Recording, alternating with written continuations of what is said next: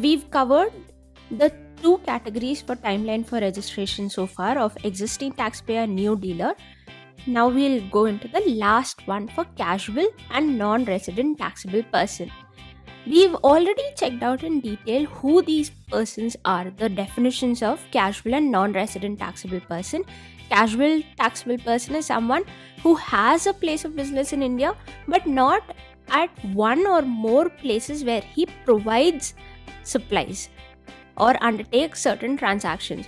Whereas a non-resident taxable person supplies goods in India but does not have any place of business anywhere in India. So basically, these people are occasional traders, if you may call them so.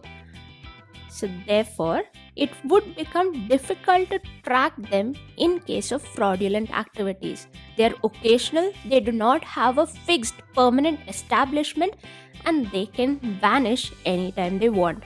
So there will be difficulty to track them in case of fraudulent activity, and the provisions for registrations are made keeping in mind this one point.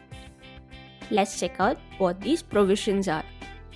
Both these persons, casual and non-resident taxable persons, have to apply for registration at least 5 days before they commence their business in a place where they do not have any fixed place of business. So they'll have to apply before starting any business. Let's check this out.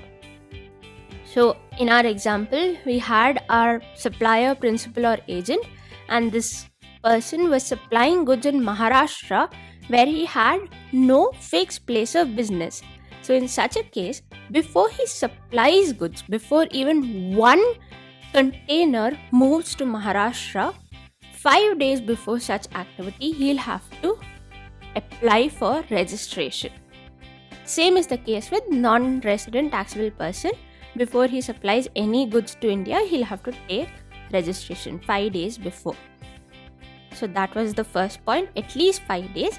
And this registration, once granted, it will only be valid for 90 days. That's all.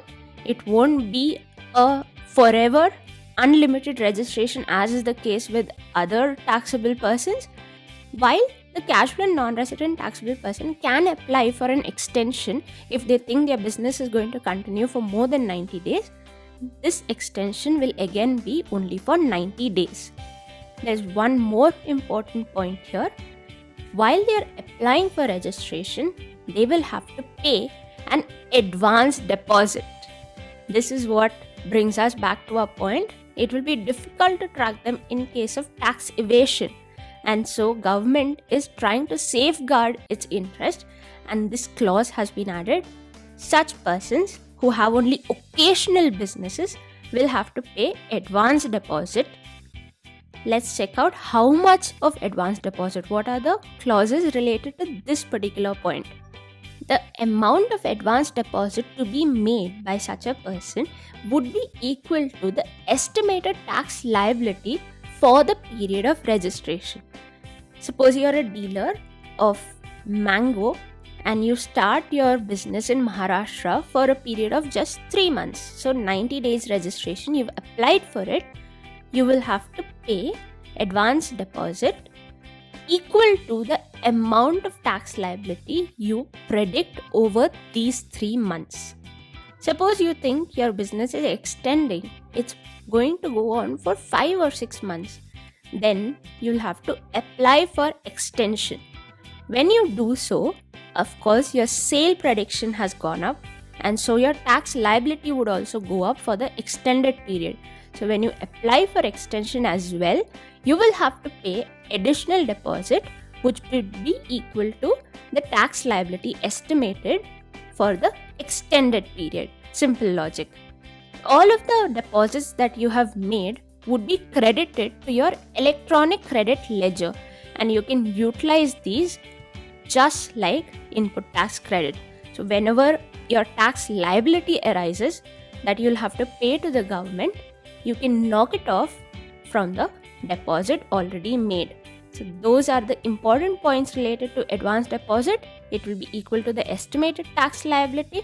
You will have to pay additional deposit in case you apply for extension, and the deposit would be credited to your electronic credit ledger, which can be then utilized just like input tax credit. Those were the provisions related to casual and non-resident taxable persons. They will have to apply 5 days in advance before starting the business. While applying, they'll have to pay a deposit.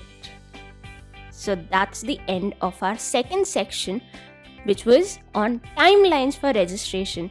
We've seen the timeline for existing taxpayers, new dealers, voluntary registrations, and for casual and non-resident taxable person.